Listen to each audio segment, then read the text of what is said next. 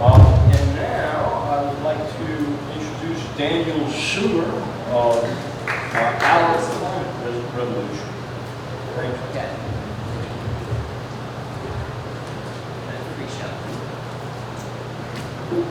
Hey, how y'all doing today?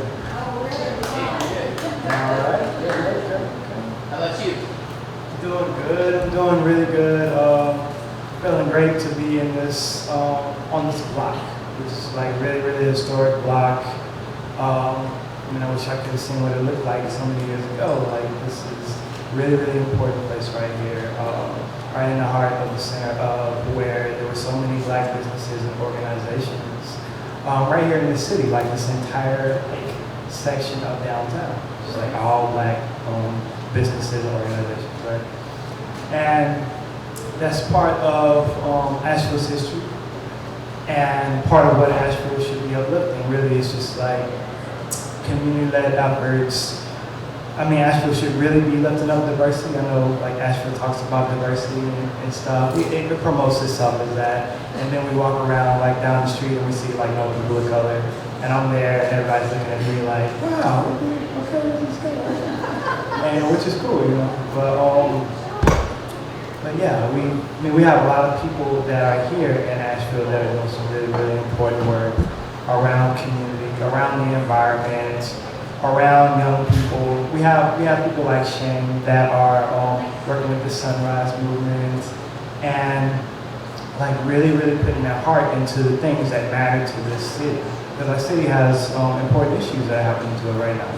And it's not just Asheville, it's this entire nation. This entire nation has many issues that it seems like they should not even exist in this day and age. It seems like we should have already solved this. We're already in like the digital, technological, advanced stage where we should all be on hoverboards, like 24/7. We just like hop on the sidewalk and a conveyor belt like takes us down the street. And ideally, we have the technology. We have the money, we have the resources, we have the power in each and every one of us to make things like that actually happen. And even though it takes time for changes, that's all right. That's a part of what we're here for. We're here to make changes, and everything is changing. So how will it change? How will we be a part of that change? Right? So my name, once again, is Daniel Suter, and I am actually a recent graduate from UNCA, and actually me and Shane we were classmates, and that's how I met Shane. And I see the work that Shane like grows into and does, and Shane is amazing and inspires me all the time, right? And hopefully I do the same for him. And it's like an exchange of energy, and to me that's like community, like realizing when people are doing important work, like Canary here. We see people that are putting that effort with their entire heart, like the Canary Coalition. We see people that are doing this work. It's really pertinent that we support that. And maybe it's through money, or maybe it's through signing up on like an email list and getting the emails and knowing when the events are going to happen, and then we attend the events and support, or whatever it is. There's so many ways that we can contribute our energy to things that are going on, because we don't have to do everything. But often, I know I definitely feel the urge to need to do everything. I want to do everything. Like, oh, there's so much stuff going on. And luckily, guess what? There are people already doing stuff. And sometimes all we have to do really is hold hands. Just hold hands and support each other in what we're doing. Because this is really important work. Like when someone says something like that, 10 or 11 years before everything, like it gets really crazy. And I think that puts a lot of stress on people, just like realizing what's going on in our nation and the inaction of some of our political leaders, right? So often I look for ways to plug into networks or with people that are doing work that can positively impact communities here in Asheville or bigger, wider than that. And I think there are people in every city that are, doing things like this, or at least feel the call in their heart and want to. So that led me to meeting Kathy Holt, who was wanting to. Some of y'all may know. I see some affirming nods. Yeah, that person, right? So, and Kathy was doing this thing. Kathy like reached out to me just through some people that I knew, and she was like, "Hey, would you be interested in being a part of this?" Right? And it was a community listening session. And that community listening session was going to be called Our Climate Resolution.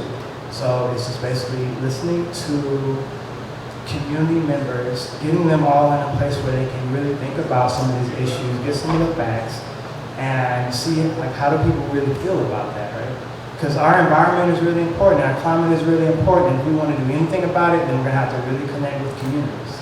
Like that's it. Like I can be the best biological, environmental scientist that I want to be, and if I don't talk to people, then it's a wrap. It doesn't even matter because people don't always care about facts unless they know why they should care about it. Unless they're prepared and open and they have their heart ready, like, okay, I can receive these facts now, right? So that's what I take on as my mission, is to engage with community around important issues, right? So I find myself focusing often on young people and the communities right here in Asheville. And just, I mean, it was lucky that I got the opportunity to connect with Kathy around what she was doing. And it was great. And we did it right here at the, in the Southside community, in the Eddington Center. And we got all these people together, and they came up with all these solutions and how they felt about the problems. And what they said was one of the best parts of all that was really just being able to talk to people about these things, because I feel like in our society, with like all the information and news and all like there's a lot of drama on our planet right now, and like who can focus on any one part of it? It's almost like his job is to like make us try to guess where the next hit is going to come from, instead of actually like working on the solutions, right? So I'm thankful that everybody is here right now. So if you could just give yourselves a round of applause for being here.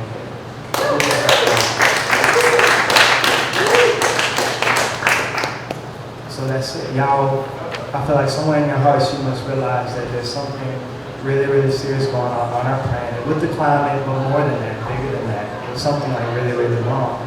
And then y'all want to do something about it, so I'm glad that y'all are here. So something else that I do is I do spoken word poetry.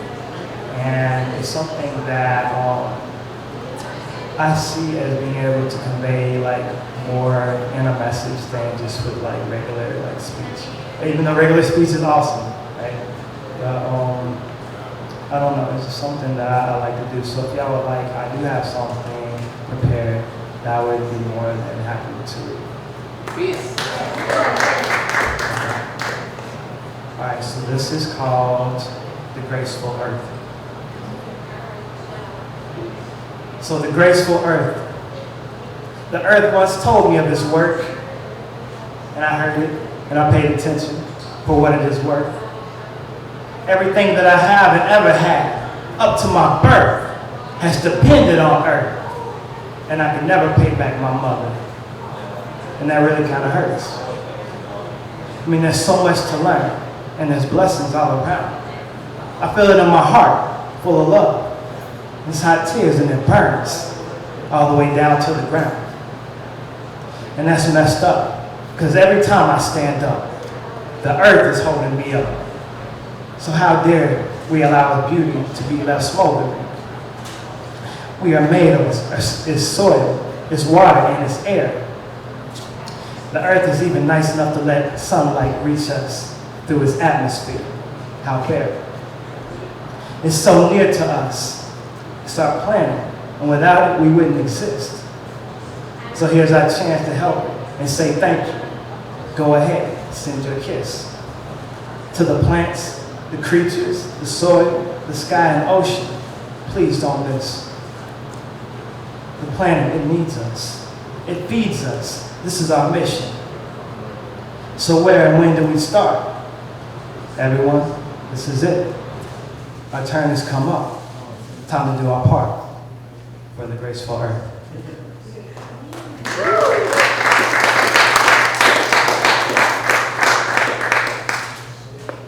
Good, good. Well, it sounds like y'all like that. So. All right. Well, I'm glad I did it then.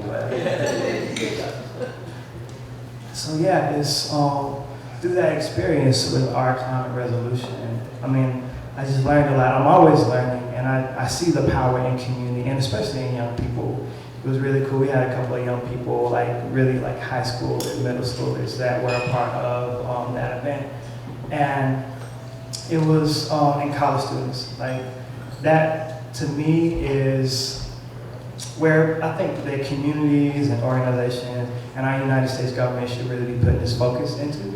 Is because, of course, the young people of this planet are going to be the ones that really inherit what's going on here, whether it's mess or whether it's beautiful, like they're getting it, right? So we need to really like empower them. I mean, they already have the power. We need to like uplift them and being able to use that power and that ability and that insight and that innovation because they have really good ideas. And sometimes what they need is for someone or a whole group of people, an audience such as yourselves, to say like, hey, we really want to listen to what you have to say. And we really want to apply actions to what you're talking about, right? And help them to do it, and they can do it. They can fly with it. And guess what? In just a little bit, technology is probably going to get to the point where it's like you like tap your arm or something, and then that's how you like call people and stuff.